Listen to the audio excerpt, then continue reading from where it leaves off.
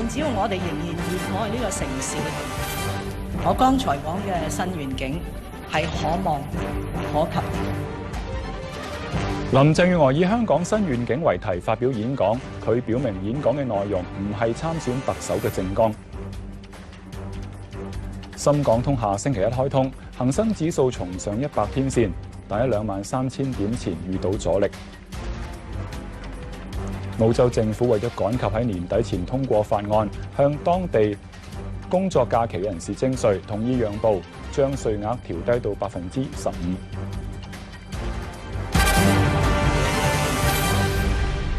各位，政務司司長林鄭月娥就香港未來新願景發表演講。佢一開始就表明，演講嘅內容並唔係參選特首嘅政綱。談到香港近況嘅時候，佢一度顯得感觸。黃婉晴報道。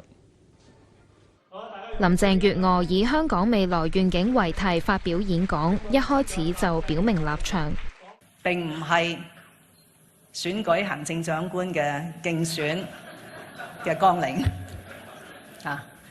大家可以視之為咧一位服務咗公眾社會36年嘅官員嘅肺腑之言。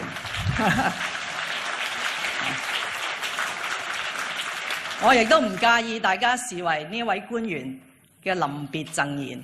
演講圍繞現屆政府喺扶貧、房屋、經濟等各方面嘅政策。佢話每次見到香港經濟增長圖表就好唔甘心，認為經濟可以做得更好。而現屆政府喺扶貧方面政策已經有所突破。我知道商界有啲朋友擔心你咪行社會主義呢，尤其是呢個政務司司長係做過社會福利署署長，今日亦都係擔當扶貧委員會嘅主席。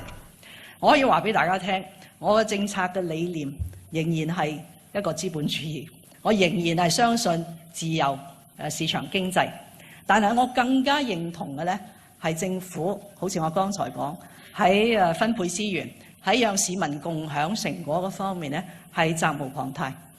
所以對於呢55%嘅福利增長，我係感到非常之驕傲。佢指香港回歸前後，公務員隊伍一直保持高效廉潔，又話要為警隊討回公道。香港成為世界最安全城市，警隊功不可沒。到演講尾段，林鄭月娥顯得有啲感觸。近年社會出現咗啲情況，令到大家係好擔心，好關心，甚至有陣時好痛心。難保有啲人會灰心，但係我相信只要我哋仍然熱愛呢個城市，我剛才講嘅新願景係可望可及嘅。林鄭月娥表示，中央有決心落實一國兩制，而一國兩制係實踐願景嘅基礎。Now TV 記者黃婉晴報道。立法會前主席曾鈺成同埋新民黨嘅葉劉淑儀出席論壇，討論特首選戰。葉劉淑儀認為中央至今未表態係好事。曾鈺成就話：據佢了解，中央仲未決定係咪俾梁振英連任。廖康瑜報導。仲有3個幾月就係特首選舉，其中2名熱門候選人葉劉淑儀同曾鈺成喺一個關於特首選舉嘅論壇上唇槍舌劍。葉劉淑儀認為中央至今仍然未欽點下屆特首人選係好事。中央到而家都冇表態，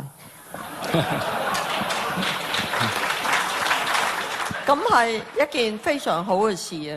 我相信今日中央明白到，仲要考慮2大因素。第一就選到嘅人，未來5年，唔好講10年啦，10年太遙遠啦，講5年先能唔能夠有效管治啊？第二點就係會唔會令到好多人上街？睇到一則消息，可能係流嘅話，葉太你咧就12月14號就辭行會嘅，真唔真啊？你唔好玩我啦，係嘛？真係陷我於不義呢啲嚇。與會嘅劉慧卿喺台下向曾鈺成發問，質疑佢早前臨時缺席同前港督彭定康同場嘅論壇係表現軟弱，唔適合做特首。一個想選行政長官嘅人，有少少嘅壓力。有人走去北京督下你背脊，話你可能同彭定康同台，你就即刻就縮。我哋期唔期望一個咁嘅人係有膽，係上到去北京為我哋700萬人講説話，抑或又係跪低呢？咁乜嘢咪嚟你出嚟選咧？你包保啊唔會軟弱㗎啦，係咪？我可以肯定咁同你講嘅咁嚟。如果我調轉頭我去嘅話咧，更加多人會唔高興，會失望，會好嬲。咁我都要攞個平衡㗎嘛，我都要稱一稱。我寧可話劉慧卿嬲咧，因為寧可話楊宣西嬲咧。中原集團創辦人施永青就希望兩人向中央爭取降低特首門檻。唔需要得到中央信任嘅，只係符合中央嘅最低標準就得㗎啦。我或者我有機會見到中央官員，我同佢話：你可唔可以好似阿施永青咁講，降低標準嚇，唔好咁強調信任咧？咁第一件事咧就會令到中央就對我唔信任㗎啦。我講啲絕對唔係啦。咁好多建制派嘅政治人物，包括曾生，中央定信任佢，信任到咩程度我唔知啦，係嘛？但係佢幾高票。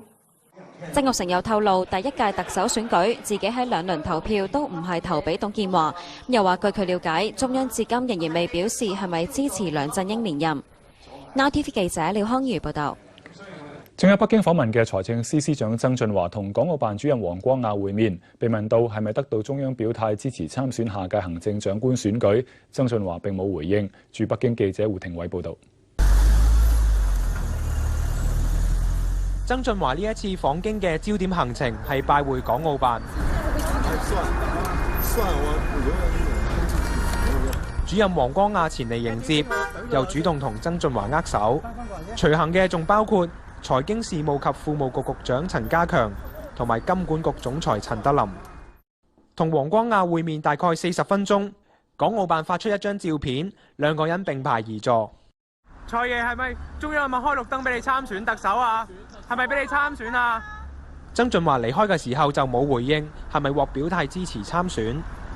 中央係咪支持你參選啊？佢之後到訪中國保險監督管理委員會，再被追問係咪去馬，佢只係以微笑回應。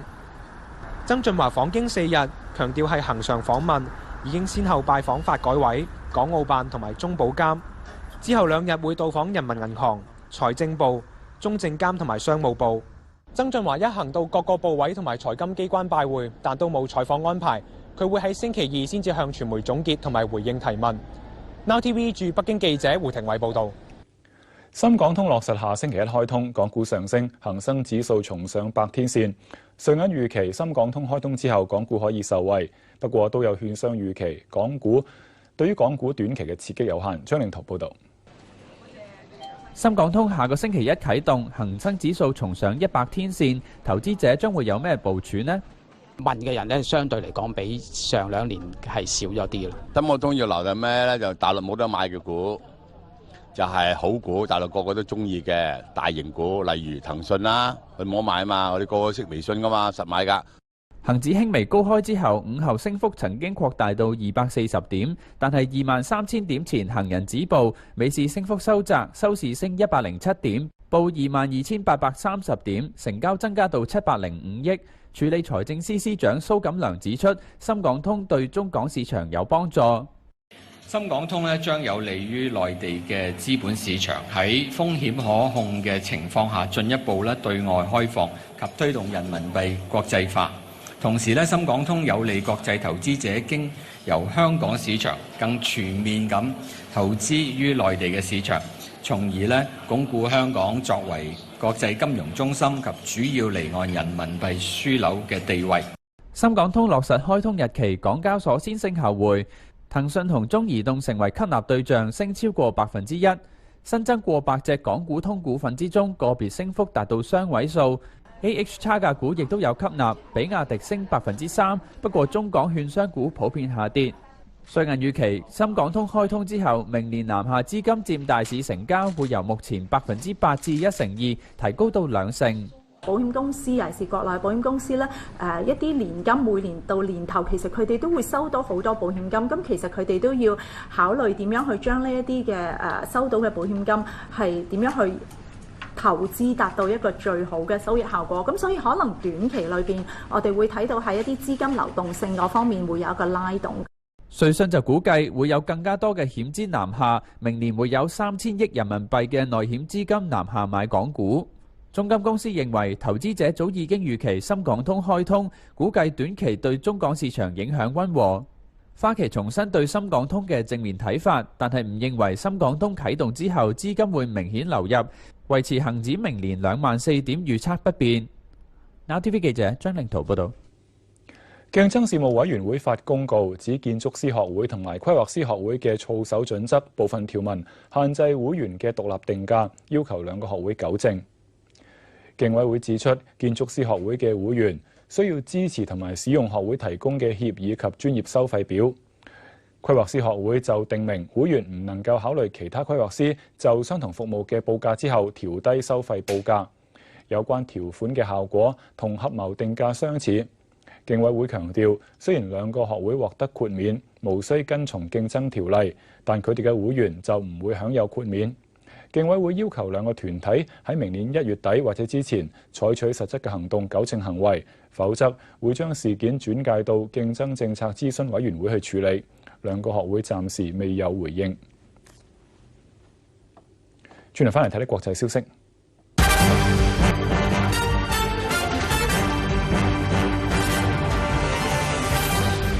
翻嚟新聞時間。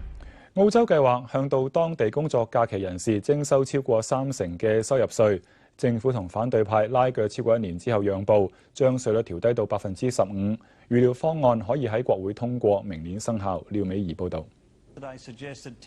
澳洲係背包客其中一個工作假期嘅熱門地點，人數每年有大約60萬。佢哋會去農場收割農作物賺取收入。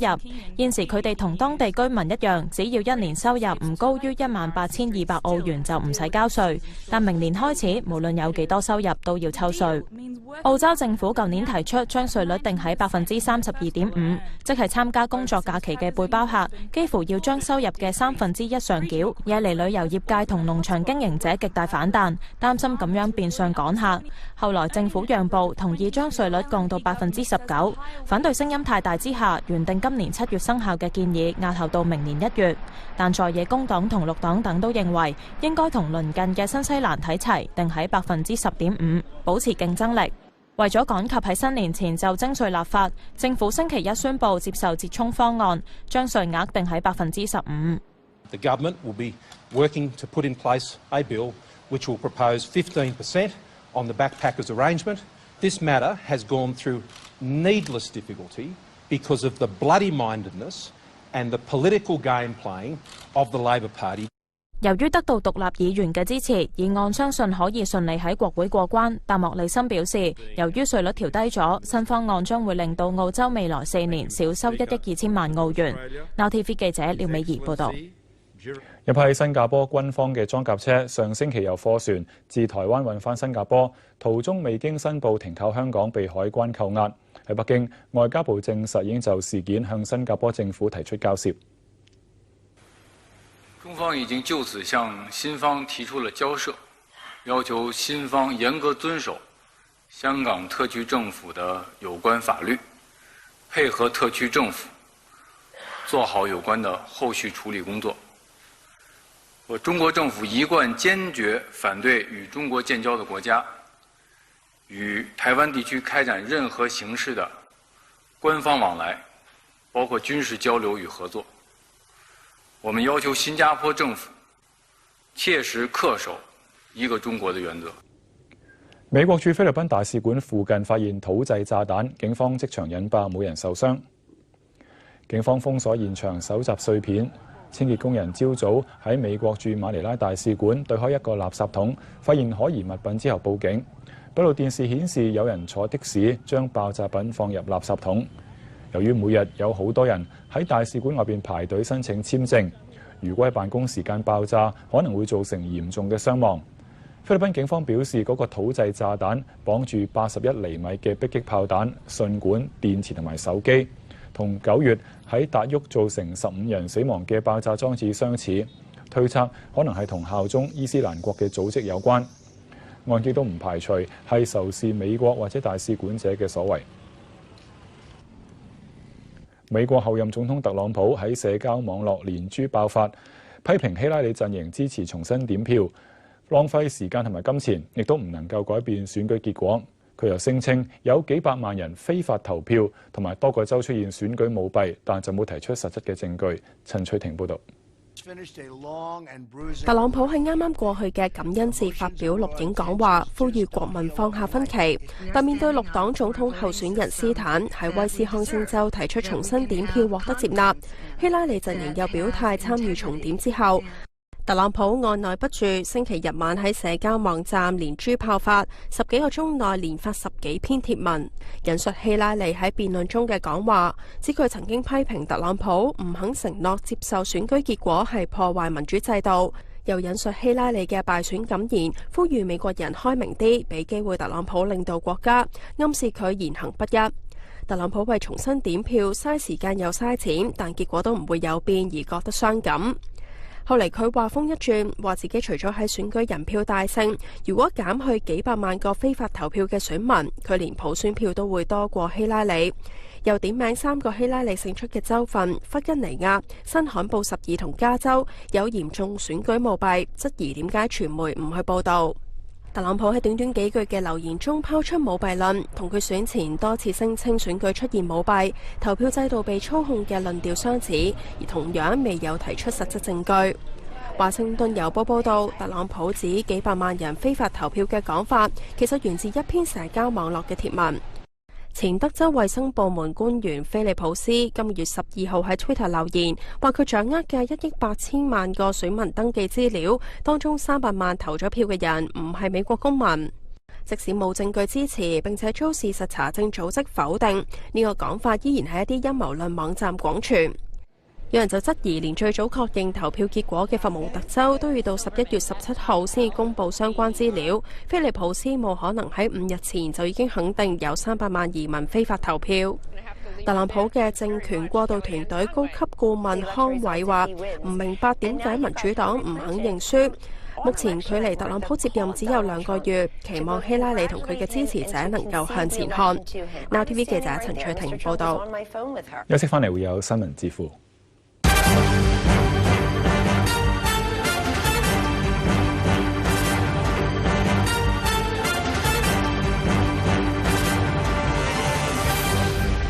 返嚟新聞時間，政府建議農曆新年喺旺角設立墟市，區議會否決選址麥花臣球場。食物及衛生局局長高永文就希望各方喺選址問題上積極尋求共識。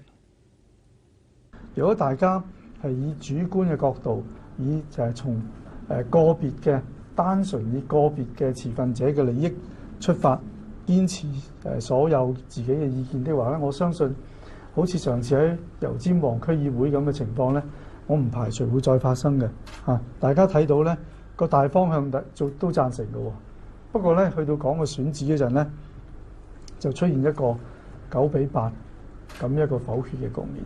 咁呢啲情況我唔希望會再見到。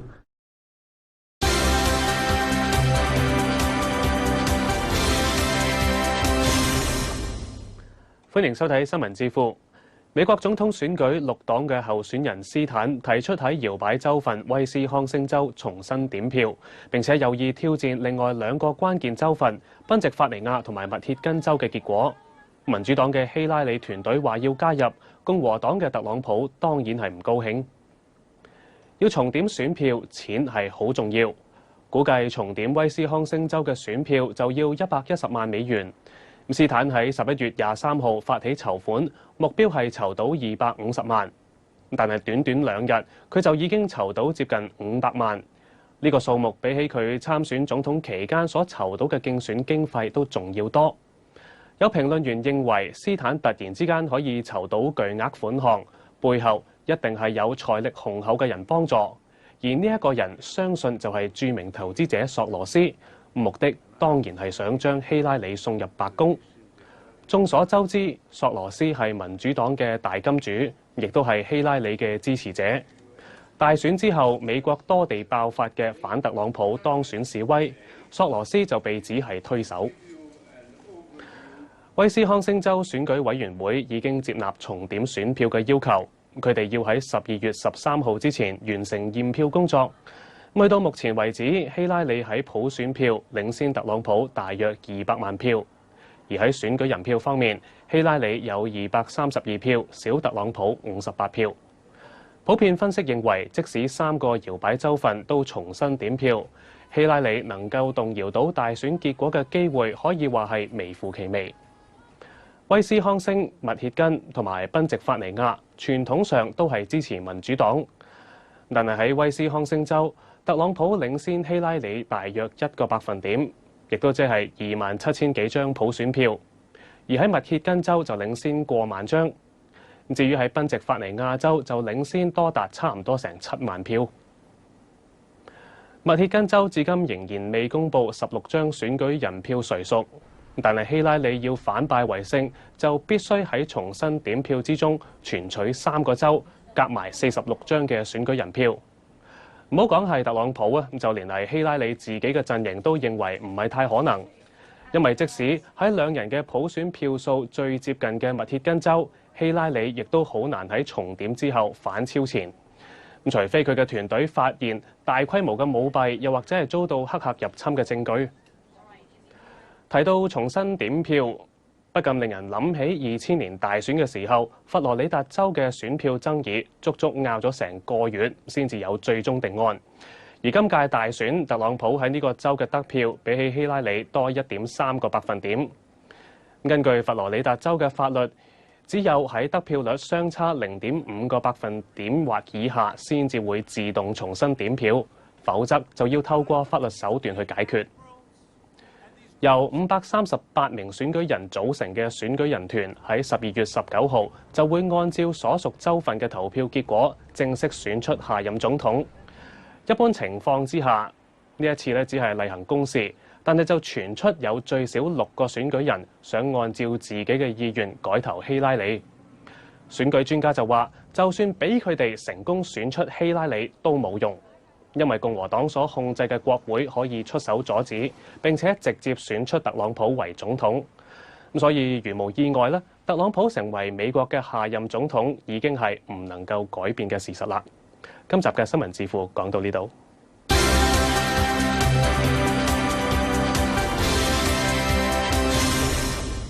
有新聞線索提供俾我哋，可以即刻傾。對於港股短期嘅刺激有限。張令圖報導。深港通下個星期一啟動，恒生指數重上100天線，投資者將會有咩部署呢？問嘅人咧，相對嚟講比上2年係少咗啲啦。深港通要留嘅咩咧？就大陸冇得買嘅股，就係好股，大陸個個都中意嘅大型股，例如騰訊啦，佢冇買啊嘛，我哋個個識微信噶嘛，實買㗎。恒指輕微高開之後，午後升幅曾經擴大到240點，但係23000點前行人止步，尾市升幅收窄，收市升107點，報22830點，成交增加到705億。處理財政司司長蘇錦樑指出，深港通對中港市場有幫助。深港通將有利於內地嘅資本市場喺風險可控嘅情況下，進一步對外開放及推動人民幣國際化。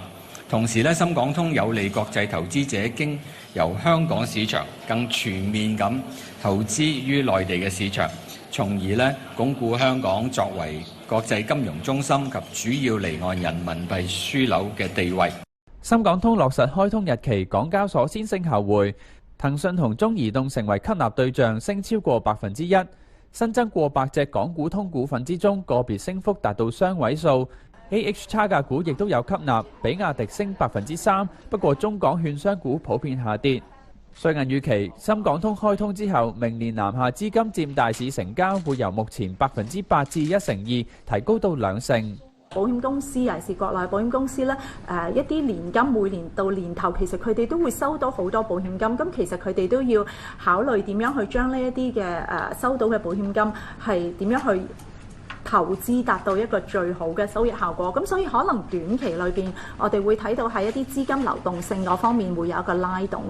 瑞信就估計會有更加多嘅險資南下，明年會有3000億人民幣嘅內險資金南下買港股。中金公司認為投資者早已經預期深港通開通，估計短期對中港市場影響溫和。花旗重申對深港通嘅正面睇法，但係唔認為深港通啟動之後資金會明顯流入，維持恒指明年24000點預測不變。Now TV 記者張令圖報道。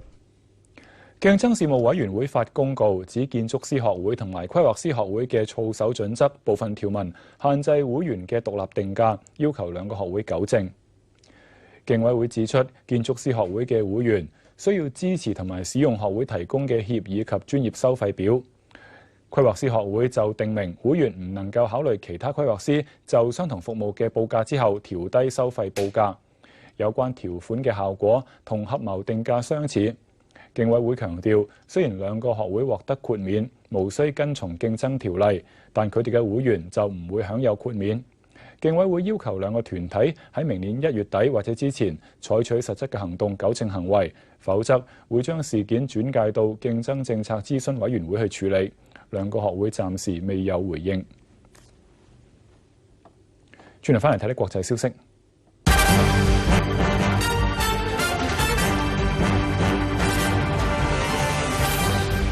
翻嚟新聞時間，澳洲計劃向到當地工作假期人士徵收超過30%嘅收入稅。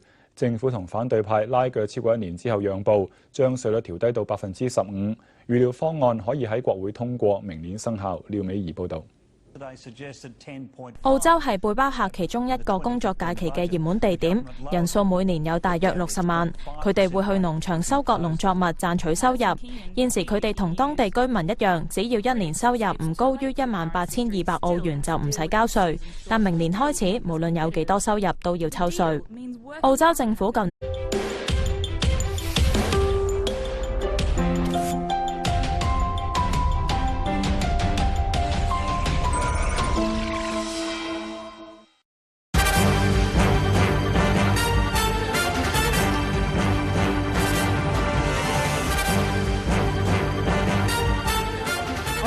只要我哋仍然熱愛呢個城市，我剛才講嘅新願景係可望可及。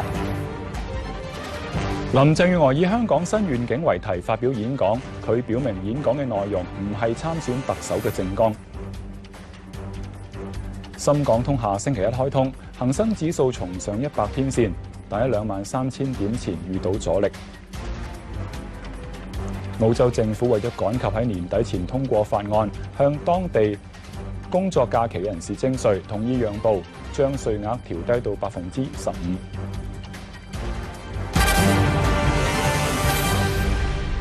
各位，政務司司長林鄭月娥就香港未來新願景發表演講，佢一開始就表明演講嘅內容並唔係參選特首嘅政綱。談到香港近況嘅時候，佢一度顯得感觸。黃婉晴報道。林鄭月娥以香港未來願景為題發表演講，一開始就表明立場，並唔係選舉行政長官嘅競選嘅綱領大家可以視之為咧一位服務咗公眾社會36年嘅官員嘅肺腑之言。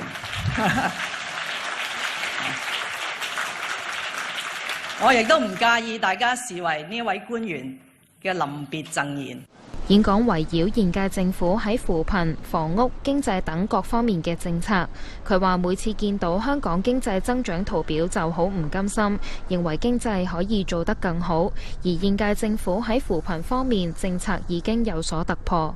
我知道商界有啲朋友擔心你話行社會主義呢，尤其是呢個政務司司長係做個社會福利署署長今日亦都係擔當扶貧委員會嘅主席。我可以話俾大家聽，我嘅政策嘅理念仍然係一個資本主義，我仍然係相信自由市場經濟，但係我更加認同嘅呢係政府好似我剛才講喺分配資源，喺讓市民共享成果嗰方面呢係責無旁貸。所以對於呢55%嘅福利增長，我係感到非常之驕傲。佢指香港回歸前後，公務員隊伍一直保持高效廉潔，又話要為警隊討回公道。香港成為世界最安全城市，警隊功不可沒。到演講尾段，林鄭月娥顯得有啲感觸。近年社會出現咗啲情況，令到大家係好擔心，好關心，甚至有陣時好痛心。難保有啲人會灰心，但係我相信只要我哋仍然熱愛呢個城市，我剛才講嘅新願景係可望可及嘅。林鄭月娥表示，中央有決心落實一國兩制，而一國兩制係實踐願景嘅基礎。Now TV 記者黃婉晴報導。立法會前主席曾鈺成同埋新民黨嘅葉劉淑儀出席論壇，討論特首選戰。葉劉淑儀認為中央至今未表態係好事。曾鈺成就話：據佢了解，中央仲未決定係咪俾梁振英連任。廖康瑜報導。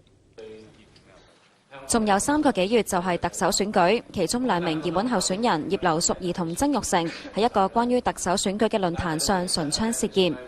葉劉淑儀認為中央至今仍然未欽點下屆特首人選係好事。中央到而家都冇表態，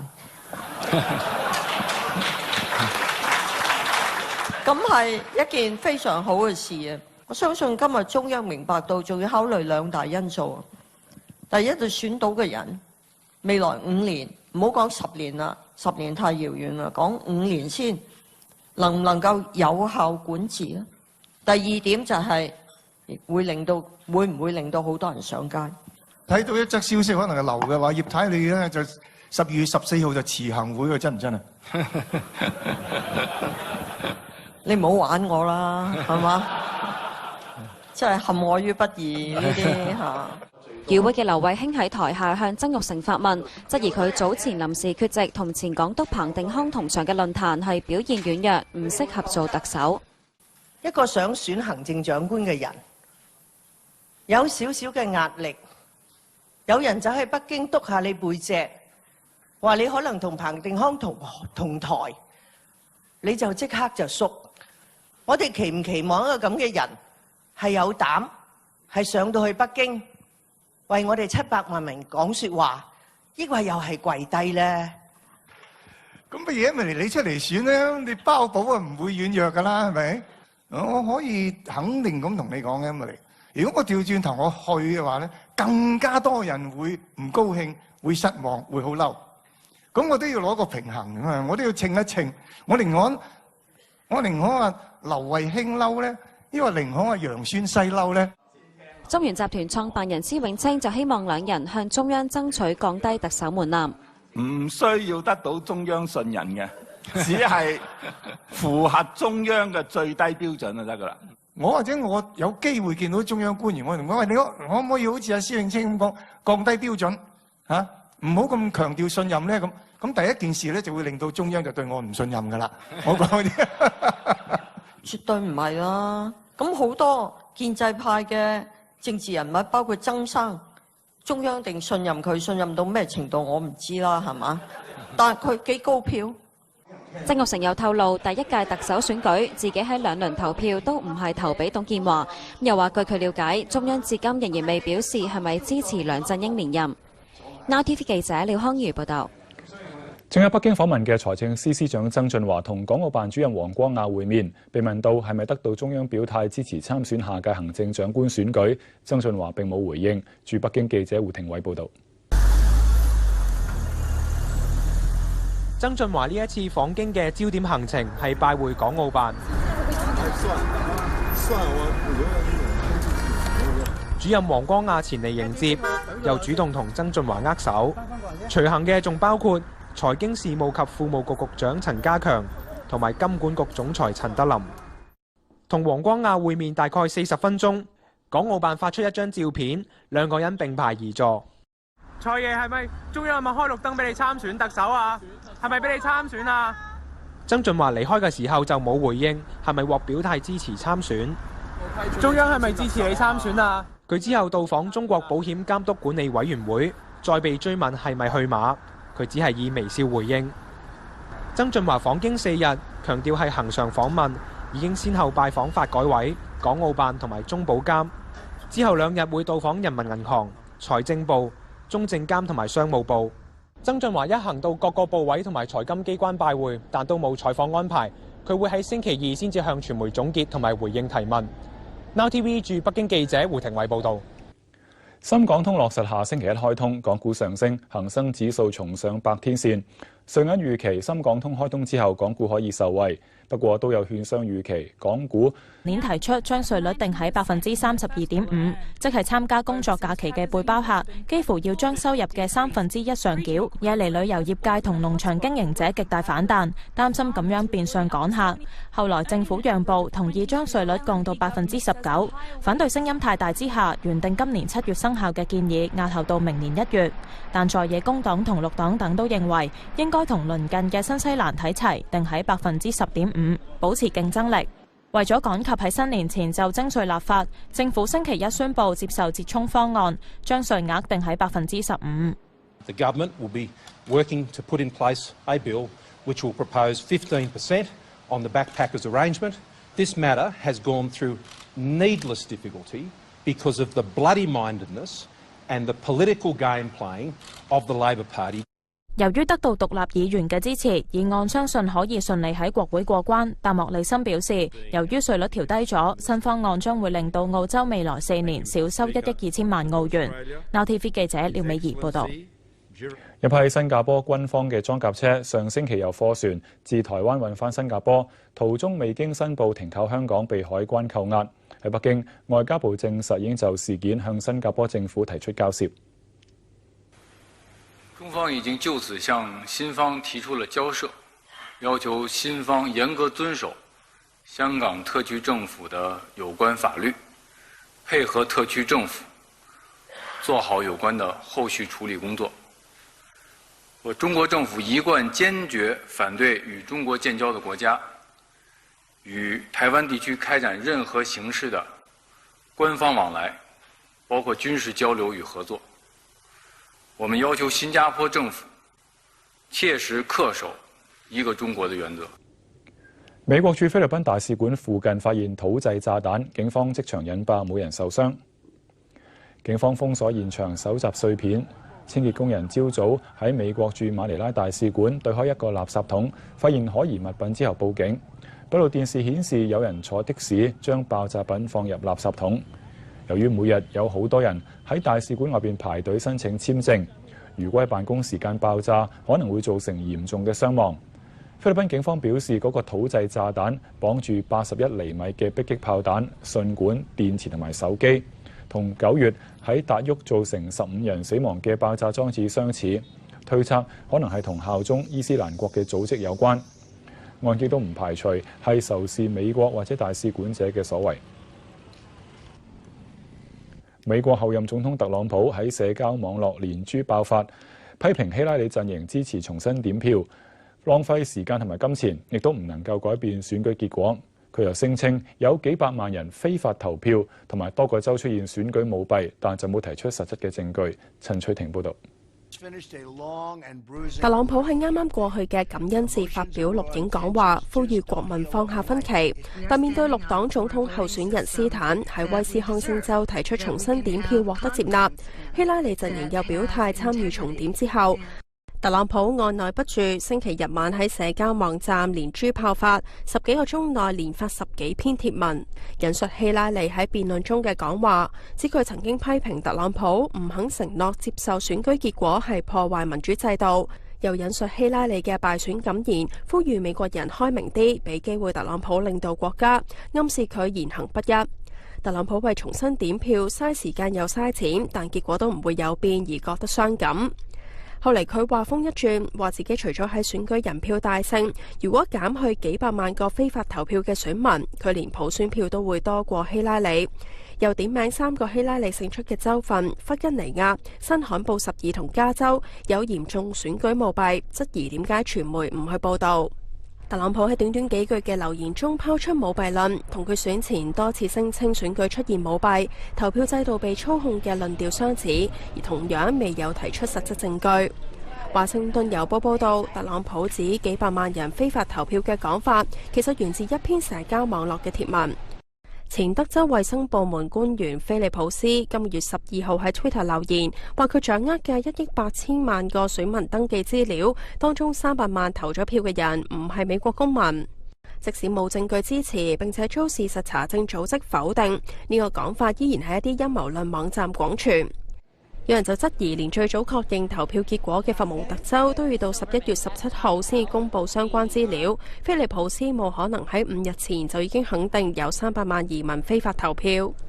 特朗普嘅政權過渡團隊高級顧問康偉話：唔明白點解民主黨唔肯認輸。目前距離特朗普接任只有2個月，期望希拉里同佢嘅支持者能夠向前看。Now TV 記者陳翠婷報導。休息翻嚟會有新聞之父。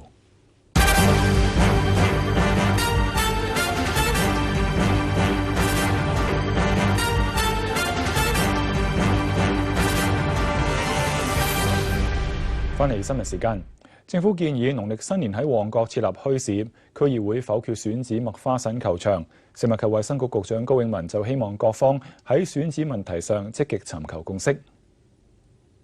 如果大家係以主觀嘅角度，以就係從個別嘅單純以個別嘅持份者嘅利益出發，堅持所有自己嘅意見的話咧，我相信好似上次喺油尖旺區議會咁嘅情況咧，我唔排除會再發生嘅嚇。大家睇到咧個大方向都贊成嘅喎，不過咧去到講個選址嗰陣咧，就出現一個9比8咁一個否決嘅局面。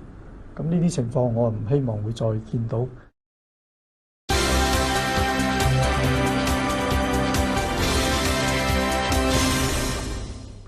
歡迎收睇新聞智庫。美國總統選舉6黨嘅候選人斯坦提出喺搖擺州份威斯康星州重新點票，並且有意挑戰另外2個關鍵州份賓夕法尼亞同埋密歇根州嘅結果。民主黨嘅希拉里團隊話要加入，共和黨嘅特朗普當然係唔高興。要重點選票，錢係好重要。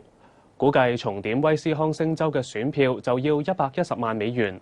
斯坦喺11月23號發起籌款，目標係籌到250萬，但係短短2日，佢就已經籌到接近500萬。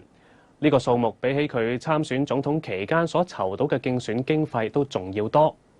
有評論員認為，斯坦突然之間可以籌到巨額款項，背後一定係有財力雄厚嘅人幫助，而呢一個人相信就係著名投資者索羅斯。目的當然係想將希拉里送入白宮。眾所周知，索羅斯係民主黨嘅大金主，亦都係希拉里嘅支持者。大選之後，美國多地爆發嘅反特朗普當選示威，索羅斯就被指係推手。威斯康星州選舉委員會已經接納重點選票嘅要求，佢哋要喺12月13號之前完成驗票工作。去到目前為止，希拉里喺普選票領先特朗普大約200萬票，而喺選舉人票方面，希拉里有232票，少特朗普58票。普遍分析認為，即使3個搖擺州份都重新點票，希拉里能夠動搖到大選結果嘅機會，可以話係微乎其微。